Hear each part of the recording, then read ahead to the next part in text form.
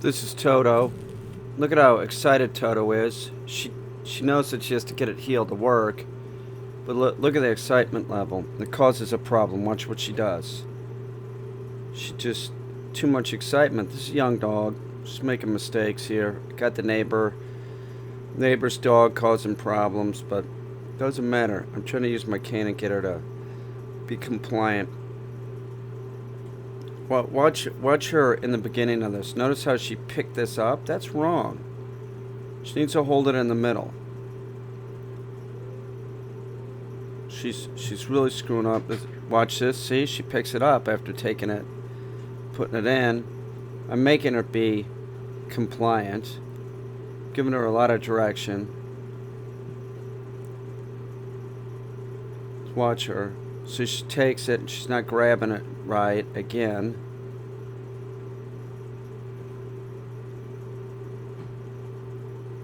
There's a lot of excitement. Watch how she starts looking at over to the side.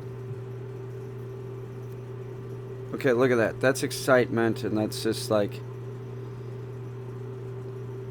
it's just screwing up. She's doing it maybe to the layperson and be like, "Oh, look, the dog's doing it." I'm bitching her out.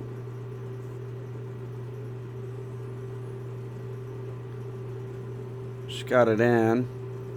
I'm not happy with her performance here. It's all right. We're getting some success. Just see. So what I did was I went up closer to guarantee success. I want her to hold it right. A lot of times when a dog is getting speed, it just makes it worse. So if the distance is greater, the dog just keeps screwing up. So we're close.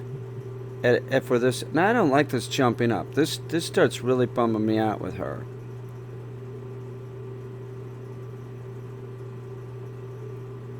See how she's jumping up? She should not be doing that. You could say I'm being nitpicky, but I'm not. I'm definitely not. So she's jumping up. Is that good? It's going to cause a big problem here in a sec.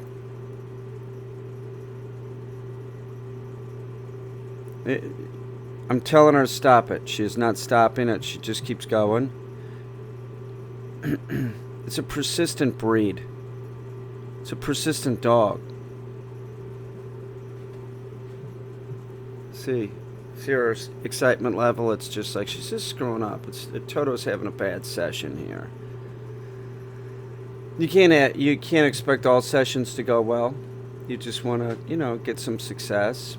We're getting some success. She started holding it in the middle, which I like. But she's really being a problem here.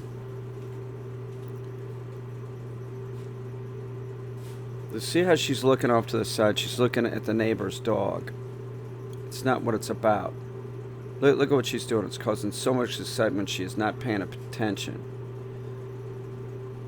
No, she's not sitting at a proper heel.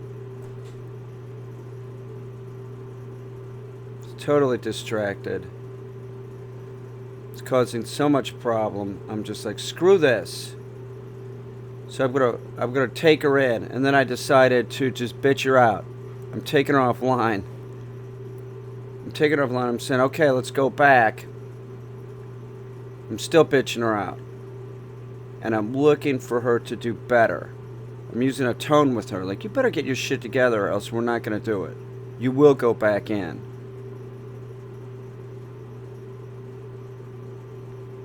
So we're looking for better behavior here.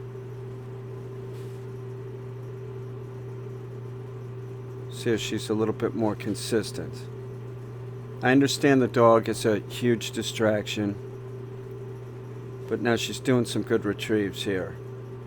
See how she's looking at me better? This is what we want. We want her to be more compliant. She's dropping it some, but it's okay if the dog screws up as long as they become compliant at no. when you say no and you repeat the command.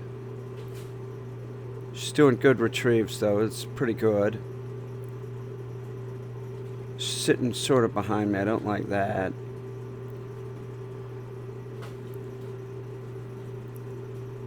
That's a nice sit.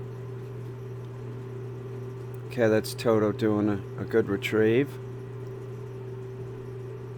That's pretty good, nice heel. She's still looking off to the side, but at least she's doing a better heel. She's doing a lot better. She's doing it from a farther distance, too. It's better. Sometimes you really have to use a tone with a dog and make sure that they understand that they can't just be screwing up. I'm still warning her, like, don't look at that dog over there. Don't worry about that dog. You need to concentrate on what we're working on. She's doing a better heel. Notice Toto doing a better heel. She's dropping it in there. That's the Toto that I know. Now, so we're finishing out this session real good. She's doing real good, but in a second, there's going to be an interloper that just like appears from nowhere, and that would be Billy the Hedgehog. But she's really here he comes. So at this point, I'm like, well, I'm cashing it in. We're ending on success. I'm just walking Toto back. Me and Toto are going back in. Billy can do whatever, and then I'll work Gus. It's no big deal because we ended the session on success. That's what I was looking for. And that's what she did. Sometimes you have to use a tone with the dog to get the dog moving in the right direction. So Gus is up now. Gus is starting to get his shit together.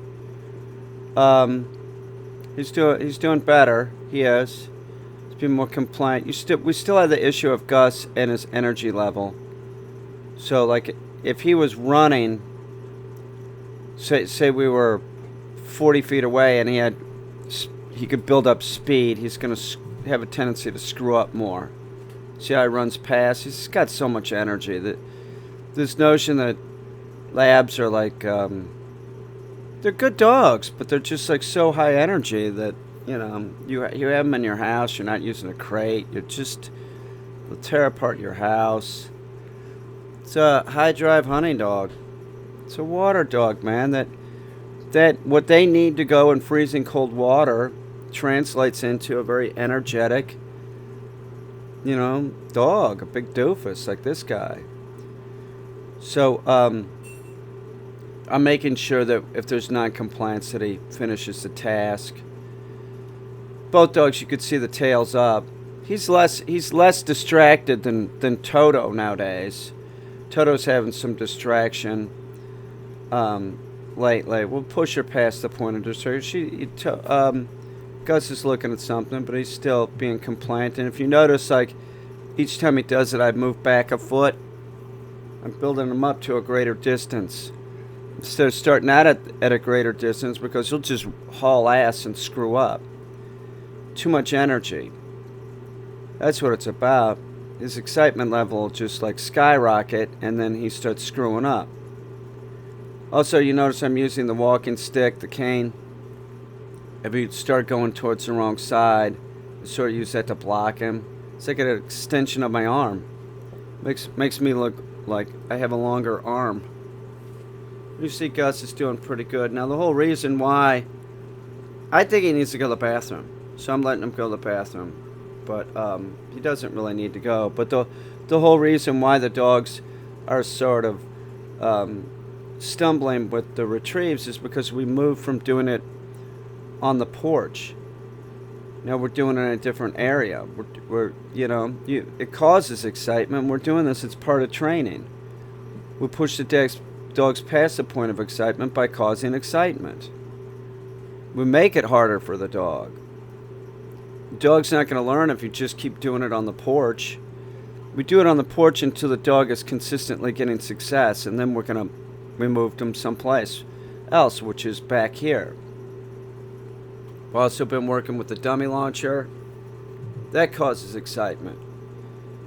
There's a lot of things that cause excitement. The trick is really to push them past that point of excitement, making the dog be compliant. You notice Gus is being pretty good. You know, he's being pretty good. He's still screwing up. There's still the energy level of the young dog. The dog isn't a year old. But he is being fairly compliant. I'm not saying that I'm not in a position where I'm not correcting him, and I have to be on top of this dog all the time. You know, look, see the energy, see him running like that. See how he's trying to go the other way, but I blocked him with the cane. If I wouldn't have blocked him with the cane, he would have gone through the other way to get to heel. He would have just started screwing up. It's more than people think. Like, you know, they're dogs that aren't necessarily easy to train, that's for sure, because their energy level, and they're very frustrating.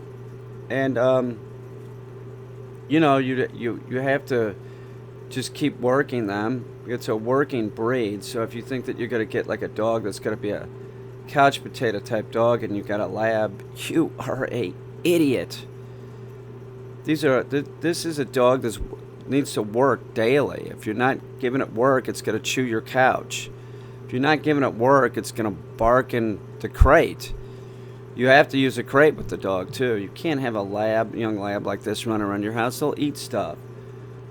They'll eat stuff, and you're going to end up going to the emergency room with the dog.